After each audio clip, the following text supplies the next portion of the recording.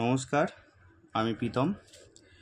তো twins magic YouTube চ্যানেলে আপনাদের জন্য নিয়ে এসেছি একটি খুব দরকারি গুরুত্বপূর্ণ ভিডিও। এখনকার যে সময়, এই সময়ে সবথেকে আলোচ্য বিষয় হচ্ছে এসআইআর। তো এই এসআইআর ফর্ম কীভাবে ফিল আপ করবেন, 2002 সালে ভোটার লিস্টে নাম থাকলে কিভাবে ফিল আপ করবেন, যদি 2002 সালে ভোটার লিস্টের নাম যদি না থাকে তাহলে কিভাবে ফিল আপ করবেন, সব এই ভিডিওতে জানতে পারবেন। শেষ পর্যন্ত ভিডিওটিকে দেখুন, আশা করি আপনাদের কাজে লাগবে। দেখতেই পাচ্ছেন ফর্মটা আপনাদের সামনেই রয়েছে, ভালো করে দেখুন। ফর্মে প্রথমে এই ওপরে 4টে ভাগ থাকবে, 4টে ভাগ। আমার যার ফর্ম এটা, তার কিউআর কোড রয়েছে, ফটো রয়েছে, সেই কারণে এটা আমি চাপা দিয়ে রেখেছি। এই ওপরে এইখান থেকে এত পর্যন্ত আপনাদের কিচ্ছু করার নেই। প্রথম 3টে ঘর কিচ্ছু করার নেই। 4 নম্বর ঘরে থাকবে আপনাদের নিজস্ব ফটো। নিজস্ব ফটোতেও কিছু করার নেই, এটা সেই ফটো থাকবে যেই ফটোটা আপনাদের ভোটার লিস্টে আছে, সেই ফটোটা। এবার এইখানে দেখুন একটা সাম্প্রতিক ফটোর ছবি দিয়েছে। এখানে কিন্তু আপনাদের একটা নতুন ফটো তুলে এখানে একটা পাসপোর্ট সাইজ ফটো আপনাদের লাগাতে হবে। তো এবার আমরা আপনাদের ফিল আপ করে দেখাবো এই ফর্মটি। ধরুন কারুর জন্ম হচ্ছে 1/1/1995, সেই হিসাবে প্রথমেই লেখা রয়েছে দেখুন জন্ম তারিখ, বাংলায় লেখা রয়েছে জন্ম তারিখ, সেই হিসাবে আমি লিখে নেব জন্ম তারিখ। আপনাদের আগেই বললাম 1/1/1995, 1/1/1995 জন্ম তারিখ। এইখানে কার জন্ম তারিখ লেখা হবে? যার ফর্ম আপনি ফিল আপ করছেন তার নিজস্ব জন্ম তারিখ এখানে লেখা হবে। তারপর লেখা রয়েছে আধার নম্বর। আধার নম্বর যে লেখা রয়েছে, আপনাদের আধার কার্ডে দেখবেন নাম্বার আছে, 12টা নাম্বার আছে আধার নম্বর। ধরুন আমি ধরুন দিচ্ছি আধার নম্বর 12টা।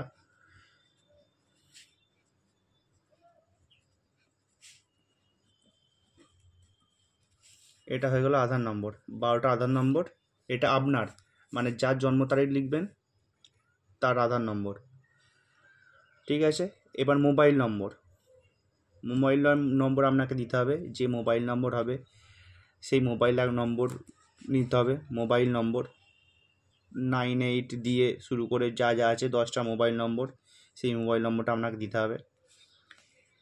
তারপর রয়েছে পিতার অথবা অভিভাবকের নাম।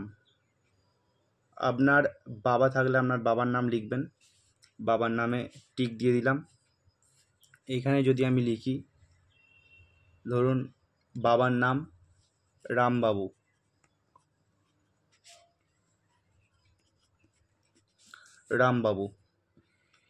পিতার অথবা অভিভাবকের এপিক নম্বর, মানে আপনার, মানে এইখানে যার নাম লিখছেন রামবাবু, এই রামবাবুর ভোটার কার্ডে দেখবেন ভোটার কার্ডের যে নাম্বারটা সেটাই হচ্ছে এপিক নম্বর।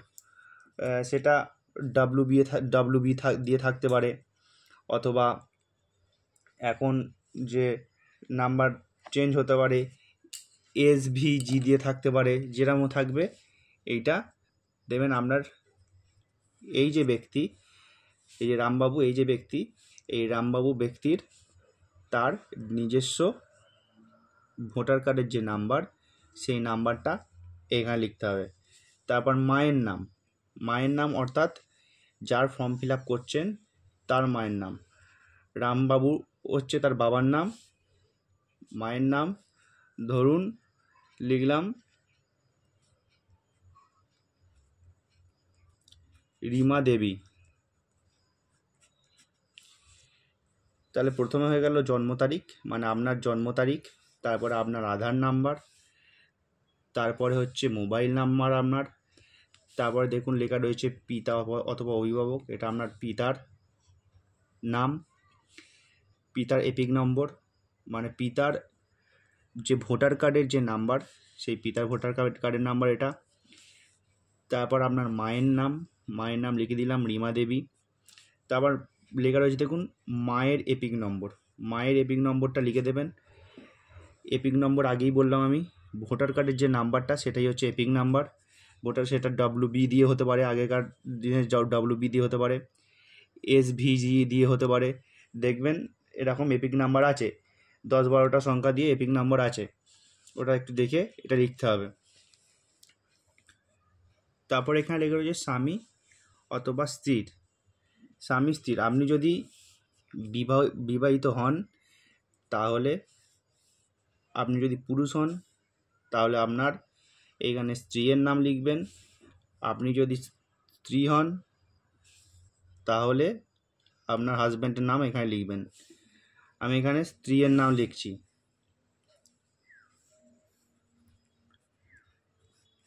রানী কুমারী, স্ত্রীর নাম লিখলাম রানী কুমারী। স্ত্রীর এপিক নম্বর, মানে আপনার স্ত্রীর ভোটার কার্ডের যে নাম্বার, সেই স্ত্রীর ভোটার কার্ডের নাম্বারটা আপনাকে লিখতে হবে। এই যে বললাম ভোটার কার্ডের নাম্বার WB দিয়েও হতে পারে, অথবা SBG দিয়ে হতে পারে, বা অন্যান্য জায়গায় আরও কিছু হতে পারে। তো এই ছিল প্রথম পার্ট, এটা ছিল প্রথম পার্ট। এটা কিন্তু খুব ইজি, এই পার্টটা খুব ইজি। এইবার হচ্ছে সব থেকে দরকারি পার্ট, এবার আসি দরকারি পার্টে। এইবার চলে আসবো নিচের দিকে। এই যে দুটো বক্স আপনার বাঁ দিকে থাকছে যে বক্সটা, সেইটা যদি আপনার 2002 সালে ভোটার লিস্টে নাম থেকে থাকে তাহলে প্রয়োজন আপনার বাঁ দিকের লিস্ট, অর্থাৎ বাঁ দিকের বক্সটা ফিল আপ করতে হবে।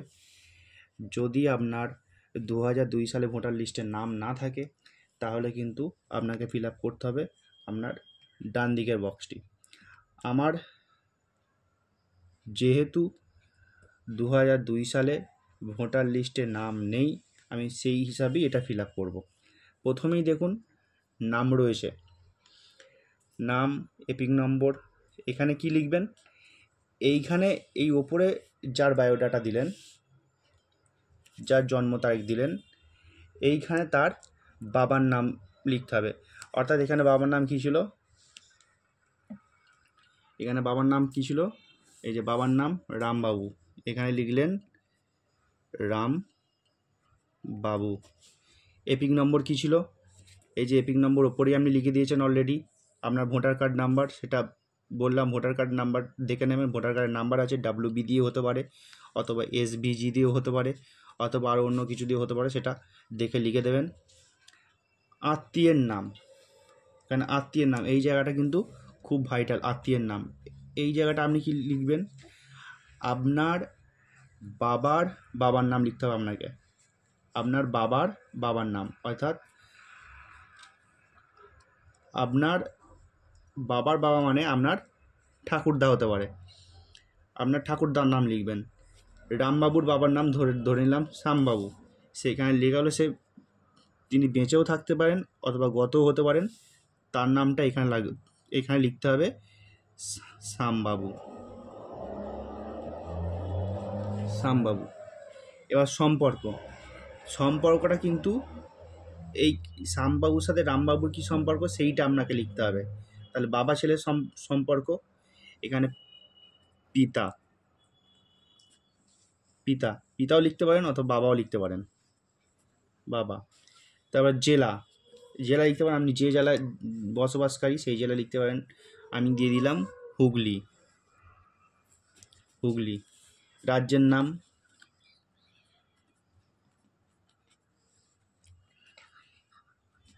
পশ্চিমবঙ্গ।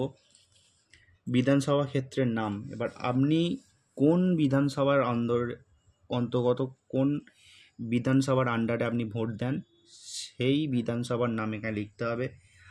আমার ধরুন আমি যে বিধানসভায় ভোট দিই সেটা হচ্ছে উত্তরপাড়া বিধানসভা, এখানে আমি লিখে দিলাম উত্তরপাড়া পাড়া বিধানসভা। এবার লিখতে হবে এখানে বিধানসভা ক্ষেত্রের নাম, বিধানসভা ক্ষেত্রের নম্বর, অংশ নম্বর, ক্রমিক নম্বর। এটা যে কোনো থাকতে পারে। আপনার 2002 সালে আপনার বাবার ভোটার লিস্ট যখনই সার্চ করবেন তখন আপনার চলে আসবে এইখানে 3 অঙ্কের নাম্বার থাকবে। 3 অঙ্কের নম্বর থাকতে পারে, 2 অঙ্কের নাম্বার থাকতে পারে, সেটা এখানে লিখতে হবে। এখানে অংশ নম্বর যেটা থাকবে সেটা 94 হতে পারে, 96 হতে পারে, যেটাই থাকুক না কেন সেটা এখানে লিখবে। ধরুন 96 থাকলে এখানে 96 অংশ নম্বর। ক্রমিক সংখ্যা কিন্তু 3 অঙ্কর হতে পারে, 178 হতে পারে বা 180 হতে পারে, যেটা থাকবে। এইগুলো মোটামুটি আপনার বাবার যে 2002 সালে ভোটার লিস্ট, এটা খুললেই আপনি মোটামুটি জানতে পেরে যাবেন সব কিছু। এগুলো আপনি নিজে দেখতে পাবেন, সব লেখা আছে। সেই হিসাবে আপনি খালি সংখ্যাগুলো দেখে লিখে দেবেন। তাহলে এই যে ফর্মটা ফিল আপ করা হলো, এটা কিন্তু ফিল আপ করা হলো যারা 2002 সালে ভোট দেয়নি তাদের, এটা কিন্তু তাদের জন্য। ঠিক আছে, এইবার আপনাকে আর একটা পার্ট দেখাবো। 2002 সালে যারা ভোট দিয়েছে, 2002 সালে যারা ভোট দিয়েছে তাদের ফিল আপটা দেখাবো আমি। এইটা ধরুন চাপা দিয়ে দিলাম, এর সাথে এই পাঁচটার কোনো কানেকশান নেই। 2002 সালে যারা ভোট দেয়নি তাদের জন্য এই সাইটটা, 2002 সালে যারা ভোট দিয়েছে তাদের জন্য এই সাইটটা। এটা চাপা দিয়ে দিলাম, এখানে কোনো প্রয়োজন নেই। ধরুন 2002 সালে ভোট দিয়েছেন, তাহলে তো এটা ধরুন চেঞ্জ হবে। এটা আরও আগের দিকে হতে পারে। এটা 1/1/1995 লিখেছিলাম, সেই জায়গায় এইটা 80 হতে পারে, 80 হতে পারে। সেই জায়গায় তাহলে নাম হবে কি, নির্বাচকের নাম হবে আপনার। এখানে হবে, এখানে যার জন্ম তারিখ লিখছেন, ধরুন আপনার 2002 সালে ভোটার লিস্টে নাম আছে, আপনারটা এখানে ফিল হবে, আপনার নিজের নাম হবে এখানে। ধরুন আমি লিখলাম অজয় মণ্ডল। এটা অজয় মণ্ডলের ধরুন 1980 সালে জন্ম, অজয় মণ্ডল। অজয় মণ্ডলের এপিক নম্বর, মণ্ডলের এপিক নম্বর যেটা থাকতে পারে সেটা বললাম WB দিয়ে অথবা SGV দিয়ে অথবা যাই হোক কিছু দিয়ে থাকতে পারে। ভোটার লিস্টের নাম্বার এখানে লিখতে হবে। তারপর আত্মীয়ের নাম, মানে আপনার বাবার নাম লিখতে হবে। অজয় মণ্ডলের বাবার নাম, অজয় মণ্ডলের বাবার নাম ধরুন সুজয় মণ্ডল। সম্পর্ক কি, সুজয় মণ্ডল অজয় মণ্ডল সম্পর্ক কি, পিতা পুত্র। তাহলে এখানে পিতা লিখলেন, অথবা বাবাও লিখতে পারেন। তারপর আসছে জেলা, আপনি যে জেলা, ধরুন হাওড়া জেলার, হাওড়া লিখলেন। তারপর রাজ্য, পশ্চিমবঙ্গ। বিধানসভা কেন্দ্র, যে বিধানসভার কেন্দ্র আছে সেটা, সেই বিধানসভার কেন্দ্র লিখতে পারেন। ধরে নিলাম ডোমজুর, যদি ডোমজুর, আমি সাপোজ একটা উদাহরণ বলছি, ডোমজুর যদি থাকে, ডোমজুর বিধানসভা ক্ষেত্রের নাম এখানে হবে, সেটা আপনি বিধানসভা ক্ষেত্রের নম্বর হবে এটা, সেটা আপনি 2002 সালের লিস্ট দেখলেই বুঝতে পারবেন বিধানসভা ক্ষেত্রের নাম্বার যেটা হবে 3 অঙ্কের হোক অথবা 4 অঙ্কের হোক বা 2 অঙ্কের হোক, যাই হোক, এটা অংশ নম্বর, এটা ক্রমিক সংখ্যা। তো এই হচ্ছে ফর্ম ফিল আপ। ধরুন এটা কোনো মহিলা করছে, অথবা তার বিবাহ হয়ে গেছে, তখন কিন্তু সেই মহিলার ফর্ম ফিল আপ হবে। এইখানে মহিলার যা যা আছে সব হবে। এইখানটা কিন্তু হবে তার বাবার অভিভাবক বা বাবার জায়গায়, কিন্তু সম্পূর্ণটা তার বাবার যে ডকুমেন্টস আছে সেই দিক দিয়ে হবে। সেখানে কিন্তু তার স্বামীর নাম বা কিছু লেখা হবে না। এই জায়গায় আসবে স্বামীর নাম, এই যে যেখানে দেখিয়েছিলাম স্বামী বা স্ত্রীর নাম, এই সব জায়গাগুলোয় স্বামী অথবা স্ত্রীর নাম আসতে পারে। তো এই ছিল মোটামুটি আমার আজকের ভিডিওর টপিক, এসআইআর এর ফর্ম ফিল আপ। যদি এই ফর্ম ফিল আপটা দেখে আপনাদের মনে হয় কিছু প্রশ্নচিহ্ন আছে, অবশ্যই কমেন্ট বক্সে কমেন্ট করে জানাবেন, আমি উত্তর দেওয়ার চেষ্টা করব। যতটুকু পারলাম সহজ পদ্ধতিতে বোঝানোর চেষ্টা করলাম। দেখুন ভালো করে, বারবার বলছি, দুটো বক্স থাকবে, দুটো বক্সের লেফট সাইড বাঁ দিকটা থাকবে হচ্ছে 2002 সালে যাদের ভোটার লিস্টে নাম ছিল তাদের জন্য, আর ডান দিকটা থাকবে 2002 সালে যাদের ভোটার লিস্টে নাম নেই তাদের জন্য। দুটোই কেউ ফিল আপ করবেন না। যাদের 2002 সালে ভোটার লিস্টে নাম নেই তাদের জন্য ডান দিকটা ফিল আপ করবেন আর ওপরটা ফিল আপ করবেন। 2002 সালে ভোটার লিস্টে যাদের নাম আছে তাদের জন্য এই ওপরটা, আর এই ফর্মের নিচের দিকে বাঁ দিকটা। এটা করার পর লাস্টে এখানে দেখুন এই জায়গায় রয়েছে, এই জায়গায় নিজস্ব সই করে দেবেন। আপনার যার ফর্ম প্রথমেই এই যে বলেছিলাম জন্ম তারিখ দেখিয়েছিলাম, সেই জন্ম তারিখ যার, যে ক্যান্ডিডেট তার সই এখানে সই করবেন। শর্ট ফর্মে নয়, পুরো সইটা করবেন। এবং এখানে বিএলওর স্বাক্ষর করিয়ে আমি বিএলওকে একটা কপি দিয়ে দেবেন, একটা কপি কিন্তু আপনি বাড়ি নিয়ে চলে আসবেন। তো দেখুন এই ছিল ফর্ম ফিল আপ। যদি ভালো লাগে অবশ্যই সাবস্ক্রাইব করুন আমার চ্যানেলটিকে, দেখতে থাকুন টুইন্স ম্যাজিক ইউটিউব চ্যানেল, সাথে থাকুন, পাশে থাকুন।